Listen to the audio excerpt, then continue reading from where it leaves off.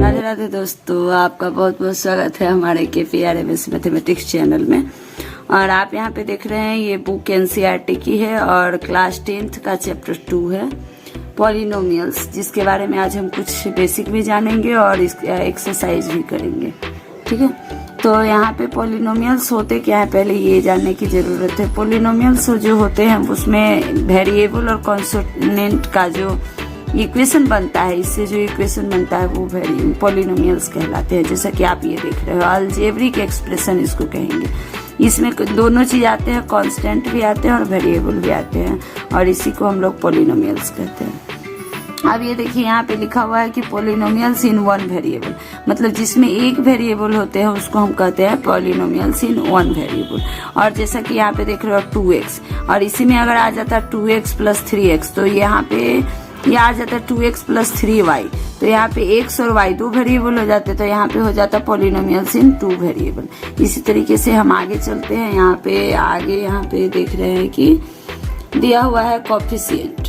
यहाँ पे जैसा कि आप देख रहे हो कि कोफिशिएंट होता क्या है, तो जो भी वेरिएबल्स के आगे लगे होते हैं, मतलब मल्टीप्लिकेशन में जो भी रहते हैं उसको हम लोग कोफिशिएंट कहते हैं। जैसा कि यहाँ पे देख रहे हो माइनस है और यहाँ पे कुछ दिख नहीं रहा है, लेकिन हम लोग जानते हैं कि यहाँ पे 1 है, तो यहाँ पे एक्स क्यू का कोफिशिएंट हो जाएगा -1 और यहाँ एक्स स्क्वायर का कोफिशिएंट हो जाएगा 4।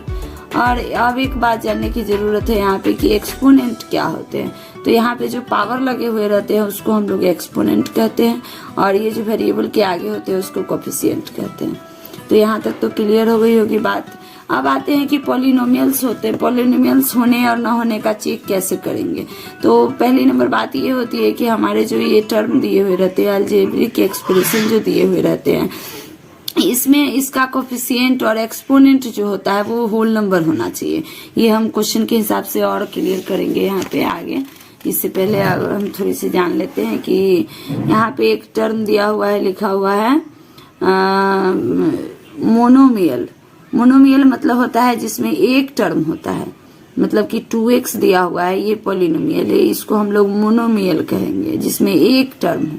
ठीक है, और बाइनोमियल जिसमें दो टर्म हो, जैसा कि x स्क्वायर माइनस एक्स या y की पावर 30 प्लस 1, ये सब जो है बाइनोमियल है। बाइनोमियल का मतलब है कि दो, जिसमें दो टर्म हो।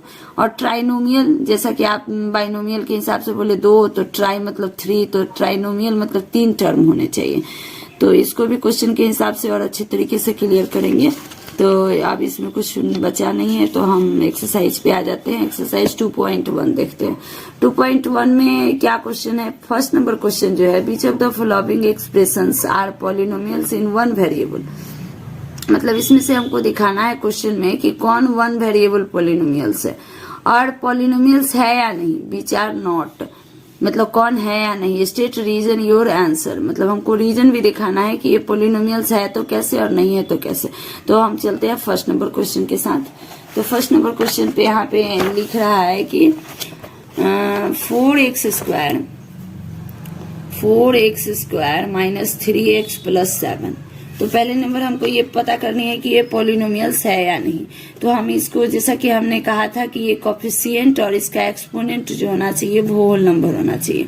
तो यहाँ पे देख रहे हैं कि एक्स स्क्वायर का कोफिशिएंट क्या है, यहाँ पे एक्स स्क्वायर का कोफिशिएंट है, यहाँ पे जैसे लिख सकते हैं, या लिखेंगे भी नहीं फिर भी हम समझ के इसको कह सकते हैं कि पॉलिनोमियल्स है कि नहीं।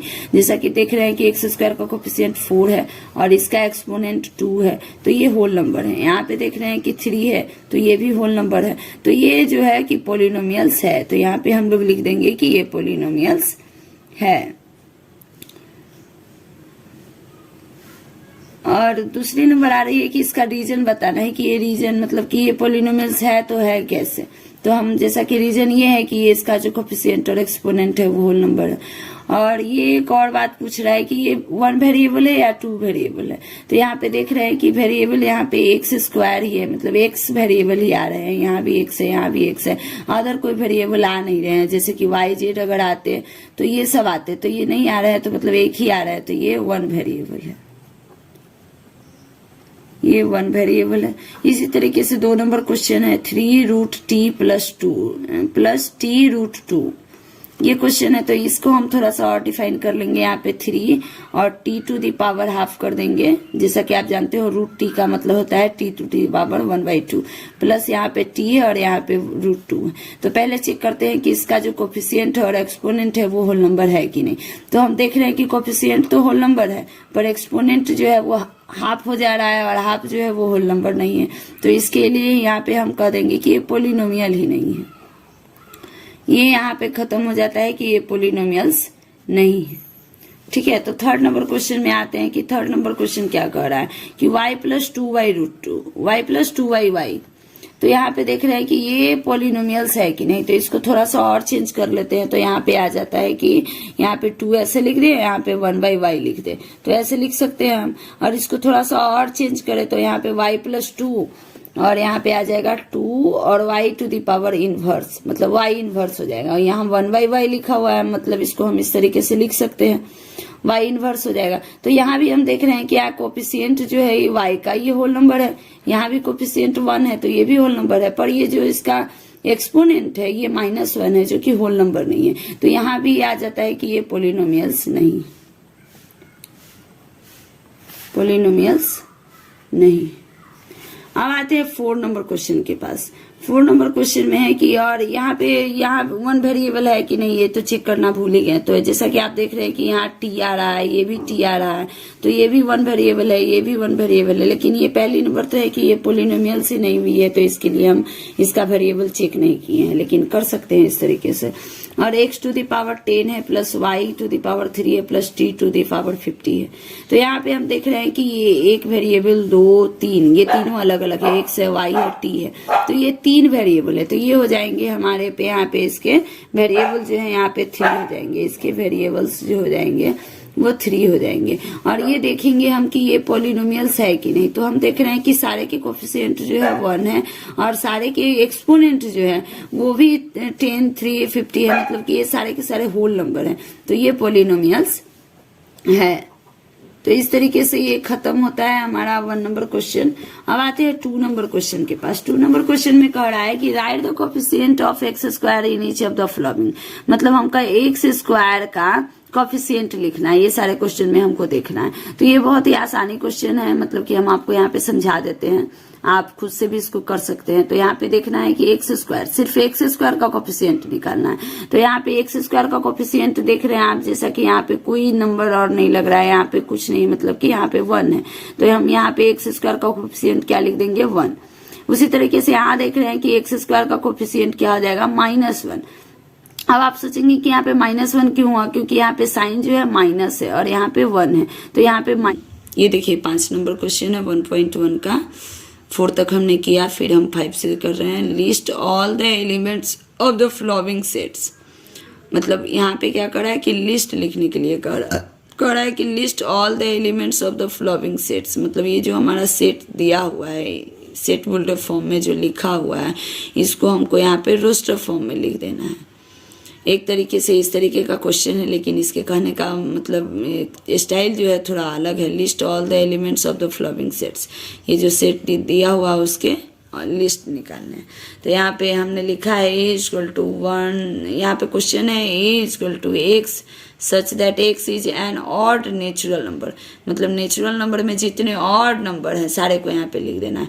तो हमने लिख दिया है a = 1 3 5 7 9 11 एंड सो ऑन, मतलब इन्फिनिटी तक जो भी नेचुरल नंबर आएंगे जो ऑड होंगे वो सारे को यहाँ पे लिख देना है। तो हमने इतना लिख दिया है, इसके आगे भी जाएंगे, लेकिन इतना भी लिखने से हमारा काम चल जाएगा। अब ये क्वेश्चन नंबर 2 है, b = x such that x is an integer -1/2 less than -1/2 greater than x less than 9/2।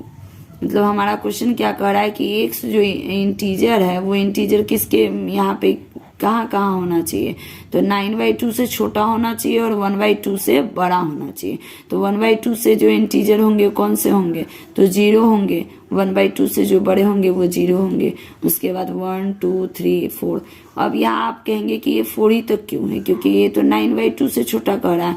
तो जब देखिए 9/2 है, 9/2 कहने का क्या मतलब है, 2 से 9 को डिवाइड करना। जब 2 से 9 को डिवाइड करते हैं तो ये हमको दे देता है 4.5। 4.5 करने का मतलब है कि ये कुछ 4.5 के करीब आएंगे। तो हमारा जो है x जो है वो लेस देन है, मतलब किसके लेस देन है, 4.5 के लेस देन है। मतलब हमको 4 से आगे नहीं ले जाना है इसको, इस सेट को हमको 4.5 से लेस रखना है। तो चूंकि 9/2 है, 9/2 को हमने जब डेसिमल फॉर्म में किया तो 4.5 है। तो ये 4 जो है यहीं तक ये हमने लिखा, क्योंकि यहाँ से लेस देन करना था। तो ये हो गया काम खत्म। अब ये 3rd नंबर क्वेश्चन है, c = x such that x is an integer x² less than equal to 4। हमारा जो x है उसका स्क्वायर करते हैं तो वो 4 के बराबर और 4 से छोटा होना चाहिए। तो ऐसे कौन से इंटीजर आएंगे इस सेट्स में, तो यहाँ पे देखिए -2 लिखा है। -2 का अगर स्क्वायर करते हैं तो 4 मिल जाता है। तो ये पहली बात हो गई। दूसरी हुई कि -1 का स्क्वायर करते हैं तो 1 मिल जाता है। हमको यहाँ पे क्या चाहिए, 4 से छोटा चाहिए और 4 के बराबर चाहिए। तो 4 के बराबर हो गया 4 और 4 से छोटा 1। फिर 0 का स्क्वायर करते हैं तो 0, ये भी तो 4 से छोटा है। फिर 1 का स्क्वायर करते हैं तो 1 और फिर यहाँ पे 2 का स्क्वायर करते हैं तो 4।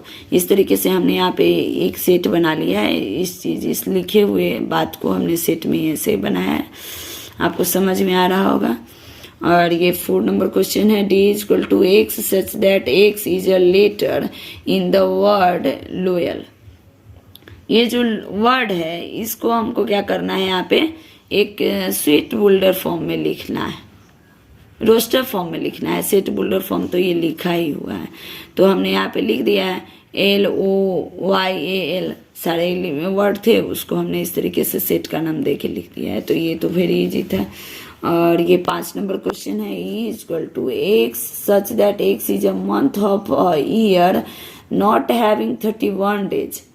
मतलब वैसे साल के वैसे महीने का यहाँ पे कलेक्शन करना है जिसमें 30 डेज नहीं होते हैं।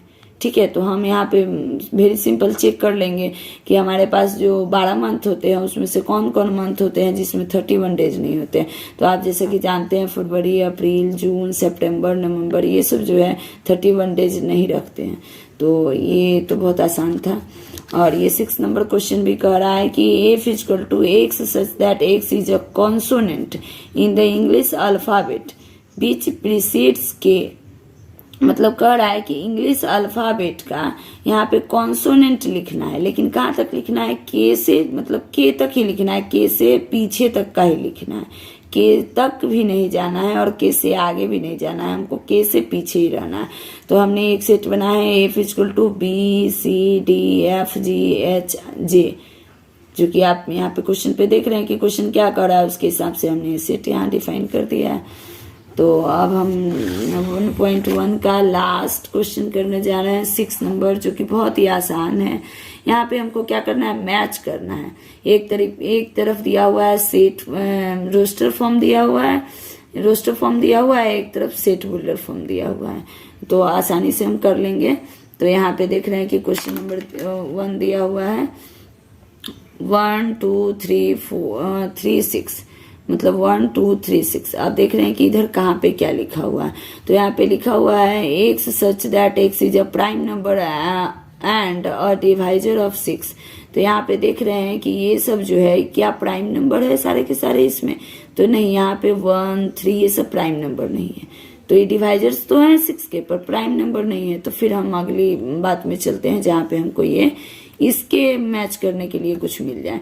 तो x such that x is a natural and divisor of 6। तो ये आप देख रहे हैं कि ये सारे के सारे नेचुरल नंबर है और 6 के भी डिवाइजर्स है।